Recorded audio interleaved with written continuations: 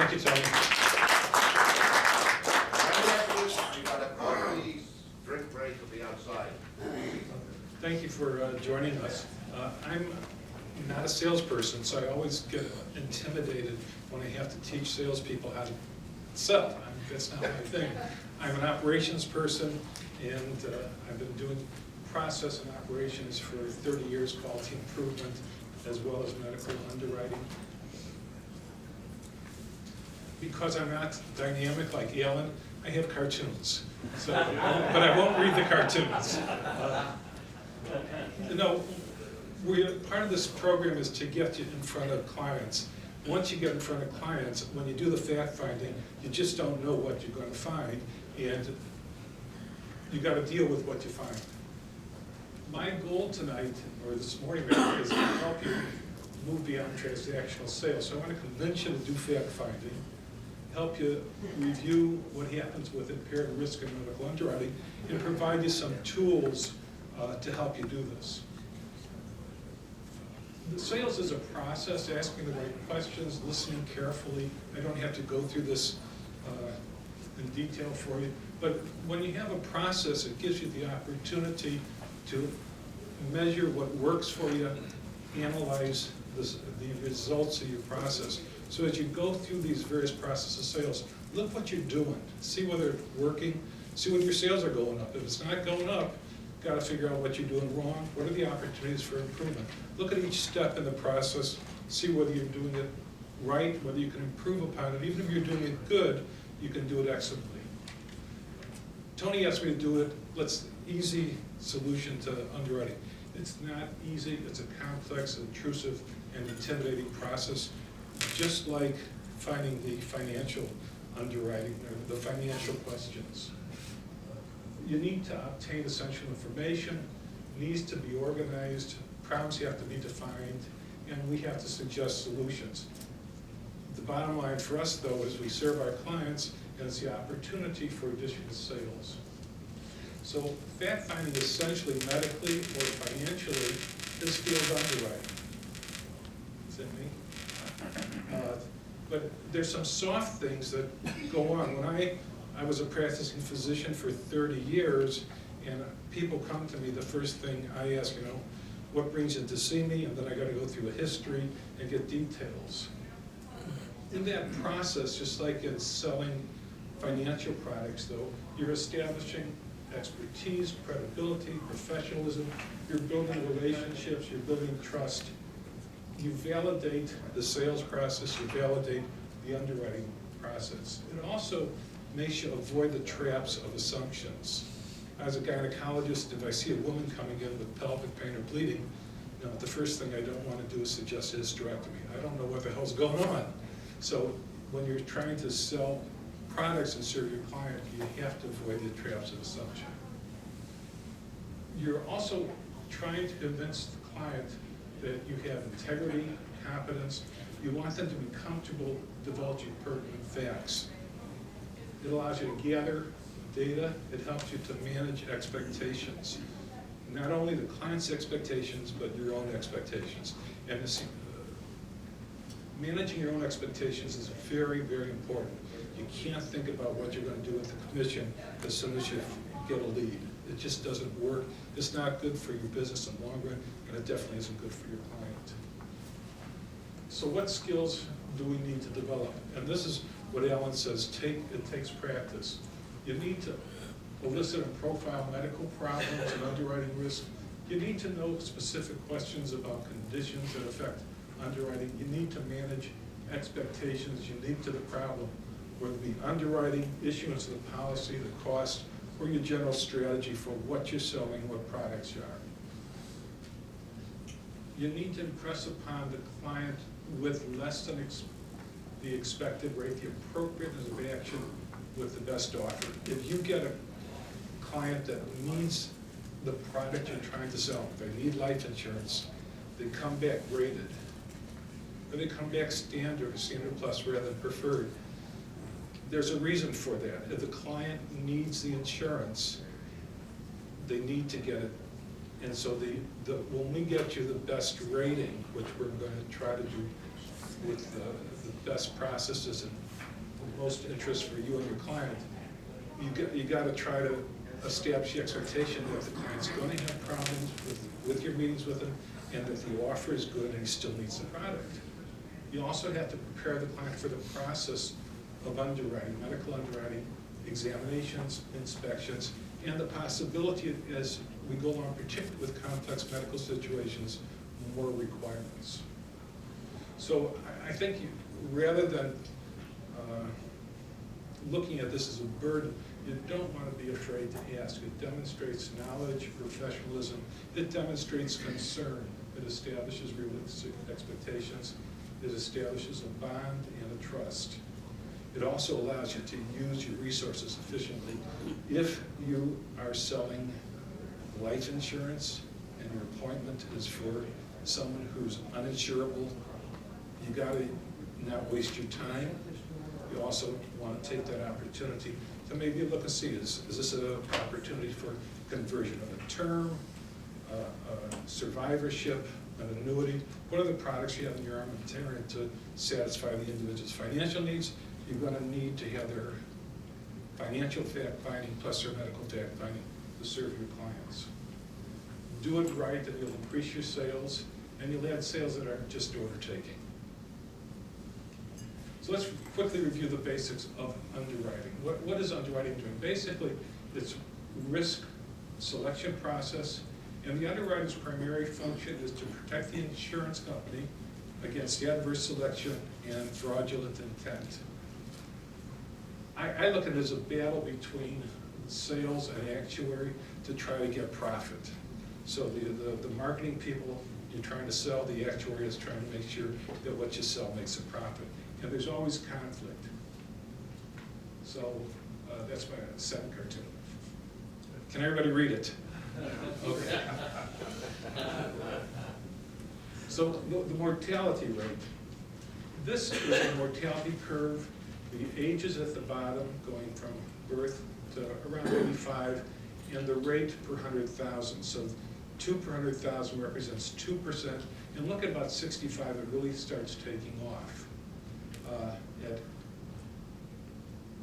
60, your risk of death is about 2% per year.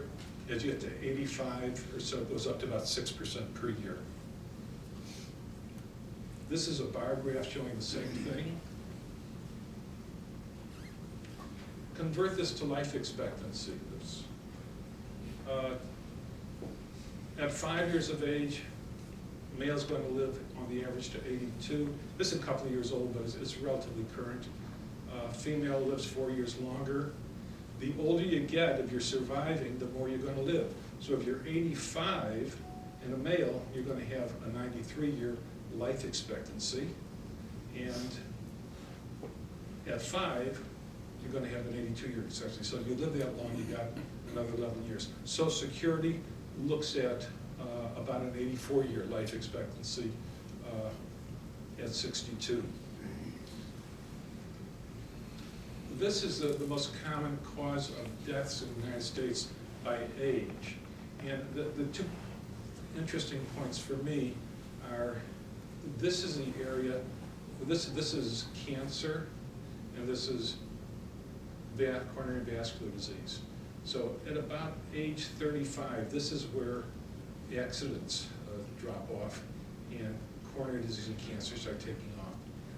At this point, about 60%, 2/3 of the deaths or so, are related to cancer or coronary disease. So Doc, don't go anywhere. So what is the projection on Alzheimer's? Based on the information that you currently have, guesstimate on that. I'm not sure. The statistics on Alzheimer's disease, what percent are going to die is, the life expectancy with the Alzheimer's disease from time of diagnosis is on the average 8 years. Depends on how early it's diagnosed. The diagnosis of Alzheimer's disease is relatively difficult, and we're seeing, I think, the incidence of the Alzheimer's disease in the population lifetime is about 10%. That should be dementia rather than Alzheimer's disease. they're scary, particularly as you get older. Is there a distinction between those two terms? Yes, absolutely. Dementia, Alzheimer's disease is a variant of dementia. So a lot of people as they get older have atherosclerotic dementia. They just have lots of strokes or small vessel disease in the brain. And that's different than Alzheimer's disease, which is a specific protein abnormality. But as far as underwriting is concerned. As far as underwriting is concerned, if you have someone with dementia, very, very, very mild documented, slowly progressive, for medical underwriting, you might find a rated case. If someone's Alzheimer's disease, no. If someone has severe dementia, no, they're not insurable.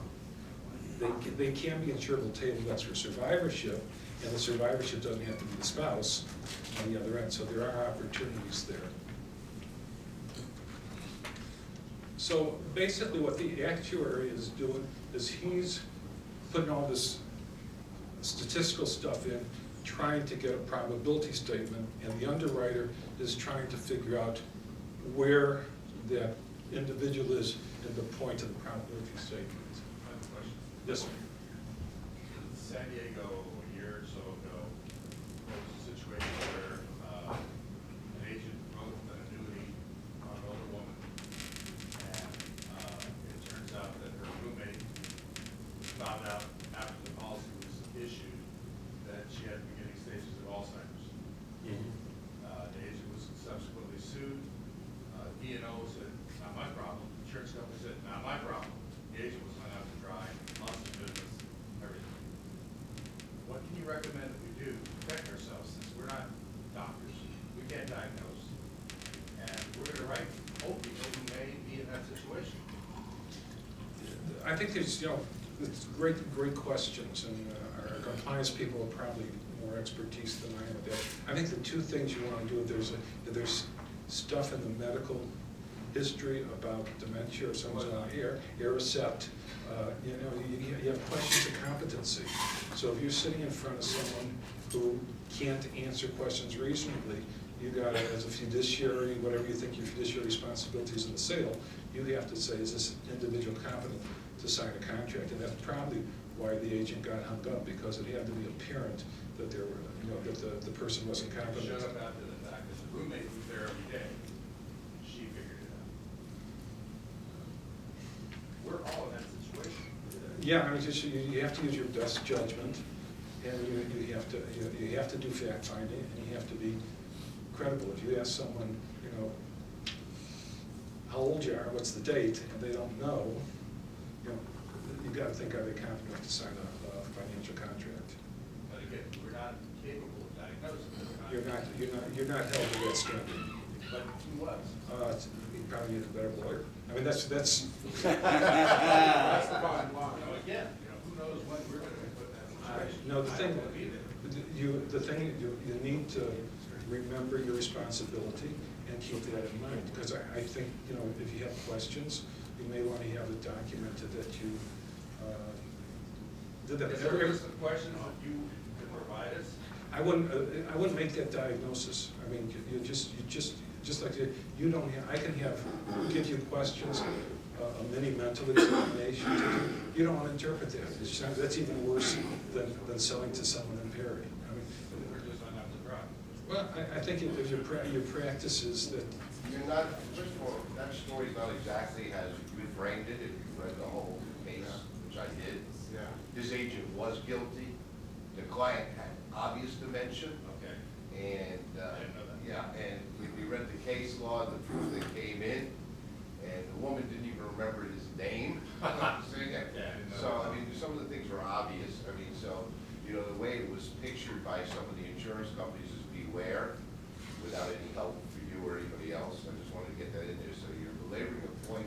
People have dementia, most of you guys have been around, work in the senior market, and then you ask the right questions, do fact finding, you're gonna find out if they don't really know their own facts about themselves, there's a good chance that maybe they have an impairment. Yeah, I think as a physician, you can't be concerned first about malpractice. You have to be concerned about doing what's right. You can't start. So if you want to really protect yourself, you can video your sales process. I see the video. I've used an agenda quite frequently with older people. I've had at first, present day, you can't do anything. Second, you know what you're gonna talk about. I take an agenda and I have to plan it. And the only time I've ever had a complaint, it was a regular meeting. But what you're talking about, well, if you're in a conversation with people, if you have to ask a question that you asked earlier in the conversation, if they don't remember that, that's a pretty good clue. A lot of people can remember everything they did when they were 16, 18, 21, but they can't remember what your name was and you wanted to do. Put me down for that. Thank you. Okay, let's move on. Medical underwriting requires a knowledge of the client's personal family history. You play a key role in getting that. The more serious you take the job and the better you train yourself, the more likely you're going to get your cases done. We see this where people don't have the information correct or it's not answered. It shows up in the APS. Got to get another APS. Underwriter sees a yellow flag and he says, oh, this is fraud or someone's trying to hide something. And so if it's done correctly, it's a lot more efficient, probably a lot more successful. I'll tell you, we just had one of the marketing people come in yesterday from one of the companies who was talking about pot use. And he said, that normally we see pot use is rated starts off standard tobacco at best. What this company is doing is, if the client admits to rare recreational pot use, they're preferred non-tobacco. But they have to admit to it. They can't have tobacco or pot in their pyramid test. But hey, it's a very common situation, but they insist on people being forthright. Not forthright raises a flag. Common problems that we see: information that was not submitted on the initial application, which is revealed in the underwriting process, providing inadequate information. Again, it only holds you back. Underwriting is not like practicing medicine, so this is stuff you always hear. The MD told me I'm fine. Underwriter says, yeah, for the problems you have. The MD says no further testing is indicated, and you get a postpone until more testing allows me to price the risk. So the underwriter is not practicing medicine, the physician is not practicing underwriting. One of my jobs is help you resolve that. So if you're getting into these things, feel free to call me. Remember uninsurable conditions.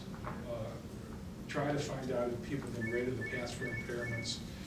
Give your client, when you start this, a reasonably accurate quote. The process, I won't repeat what Frank said, start out with simple questions and develop a process for doing this. I'm going to go through 3 simple problems that you see most frequently and then conclude. First, coronary artery disease, the most common type of heart disease, basically causes heart attacks, and it's the commonest cause of death worldwide. This is the heart, a coronary vessel, and what's happening in the vessel is with high cholesterol, blood pressure, the vessel gets damaged, plaque builds up, either blocks the vessel or it gets knocked off and causes death to the heart muscle. So what are the questions we want to ask for coronary artery disease? What medicines are you on? Have you had a heart attack? Have you had bypass? Have you had angioplasties? How many stents are involved? How many vessels are involved? Most important, if you've had any of that, have you had a recent imaging stress test, echocardiogram or nuclear scan, gallium scan? What were the results?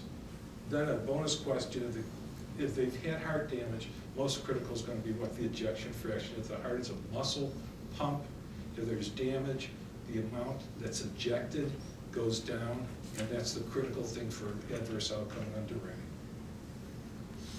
The underwriting cardiovascular is complex. It depends on age, vessels, blockage, progression, symptoms, and again, ischemia, lack of blood flow to the heart, ruled out by imaging tests within last year to get good underwriting. This is from General Reinsurance, how they rate. Just to give you an example, got age, less than age 40, horrible risk situation for life insurance. A is usually either minor vessel disease or single vessel disease, which is, single vessel disease is relatively uncommon, but it's very favorable underwriting. B is the most common thing where you have someone who's had stents or cabbage. So when you look at this young, very expensive, very rarely people take these policies, but if you need it, you can tell the young clients who need insurance, they're gonna pay for it. But if they need it, if I had a heart attack at age 40, I'd want life insurance if I had 2 kids. So if I could afford it, I'd get as much as I could. Sweet spot here is 50s with single vessel disease, 60 to 70 with class A or B. Those are table 2, and with a good echocardiogram, no damage to the heart, no evidence of progression, they'll get standard with credits or table shaking almost always. Cancer, second most common cause. What do we need to know? Where it occurs, the stage, grade, how long it's been going on. Most important, when did the disease stop? No evidence of disease. If you got persistent cancer, ain't gonna be insurable, almost never. So you have to be free of disease. The other things that are more frequently used, what are called markers in breast cancer, estrogen, progesterone, and HERS receptors, and with prostate, everybody knows the PSAs. If you've had prostate cancer, the initial PSA tells you how dangerous it is. In order to get insurance, you have to have a very low PSA that shows no evidence of disease, or occasionally minimal persistent disease. So what is cancer? It's a tumor. The stage is basically how big the tumor is, how much it's spread or progressed. So little tumor, big tumor, huge tumor. Stage 2, 3, more expensive after it's cured. Are they gonna start underwriting for people that have the gene like that? Not yet. It's a real, it's illegal to do this based on genetic information, but it's, if it's a serious financial risk, you gotta believe the insurance company's gonna change laws. I think, someone who has like breast cancer in the family and is BRCA positive, like Angelina Jolie, they're gonna be using that information very quickly. So grade basically is how aggressive the tumor is. With the prostate, this is normal tissue. These are glands, very well organized. Gleason 5, we're here, there's no glands, there's no organization here, it's all a mess. These are nuclei which are larger and much darker than these things. So Gleason score is, guys, we've all seen biopsies or prostate cancer cases where people have Gleason scores. The higher the Gleason score, the more aggressive the tumor, the more risk there is of treatment failure, recurrent disease, persistent disease. Gleason is really the combination of the 2 worst areas under the microscope. They add it up and divide by 2. Diabetes, high blood sugar. The 2 critical points of diabetes in the rating is control. Everybody knows hemoglobin A1C or the glycosylated hemoglobin. That's the only figure I need to know to tell you how bad the underwriting is. If it's well controlled, 6 or so, going to get a good offer. If there's no complications, it'll be an adult onset, or even well controlled, insulin would be a very good offer. But if you got everything else being equal, well controlled diabetes in a 6-year-old should be standard. What are the most common complications? Kidney disease. That's why they test for protein in the urine. If you have kidney disease with diabetes, you're going to have very significant difficulty getting insurance. And cardiovascular risk. That's the most common cause of death. And so you have coronary artery disease with diabetes. Again, the table ratings go up. They'll go up 2 to 4 tables, which is 25% per table in terms of mortality risk and 25% per table in terms of increased cost over standard. This is neuropathy, retinopathy, peripheral vascular disease, not as significant in mortality risk. So how can Dunhill help you? How can I make it simple for you? We have a website, we have questionnaires, we do quick quotes and trials. I do prepare all the quick quotes and cover all the trials. Available for calls and emails. We've done conference calls with clients, 3-way calls, trying to tease out information. when I do that, I'm not practicing medicine, I'm trying to help you close the case. Trying to make sure that we're establishing realistic expectations. I'll call physicians if they're willing to talk to me, and anything I can do to help you with the process of your sale. Gotta always reinforce that when we're dealing with things other than quick quotes and questionnaires, we want to have a HIPAA. Neither, Tony doesn't pay me enough to look at stuff without a HIPAA, and he doesn't want to pay. Does anybody know how much it costs to when you breach a HIPAA, what your minimum liability is? It's for the civil penalty. The penalty is $10,000 per breach, and the civil penalty can be worse because you can be sued for it. You know, we talk about other things. So what happens is you send me a APS without a HIPAA. I look at it. You can be at risk for $10,000. I can be at risk for $10,000. Tony becomes at risk for $10,000. Don't want to do that. That's just a real big case.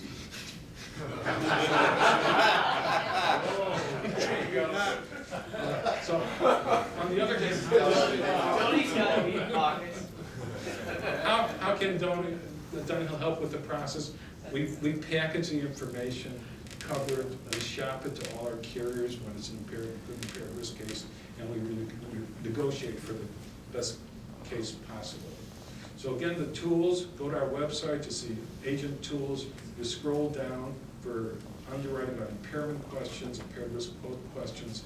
The NALBA underwriting guide is on there, which gives you some more specific information and questions about disease processes, and the ability to get a Dunhill HIPAA. It has to be a Dunhill HIPAA, not your own HIPAA, because we need to have release. It lists all our insurance companies that we deal with. So again, the impairment questionnaire, fill it out, fax it or email it to me. I will call you. If I can't get a hold of you, I'll email it back, or so you get it. Don't need a HIPAA. On the impaired risk quick quote, a couple of things. It has all the routine questions, but I made this one up, and at the bottom, there's specific questions to remind you what to ask for the most common things.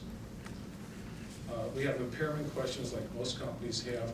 If you have something weird, give me a call, I'll make up an impairment question for you. Now, underwriting, on page 2, or I think page 12 or so, there's a medical fact finding. I revised this fact finding thing and put it on a Microsoft Word document. And if you want it, email me, give me a card, or talk to one of the marketing people, and you can put your own stamp on it. Also very important is part 2 of the application. You've got to get the information right, and the better it is, the faster we can process it, the more we can deal with it. Again, always remind you, don't forget HIPAAs when you deal with information. 2 reminders. One is, feel free to contact me by email. I like the cartoon number 4. Cartoon number 5, you can always call me. And thank you very much. Thank you, Dave.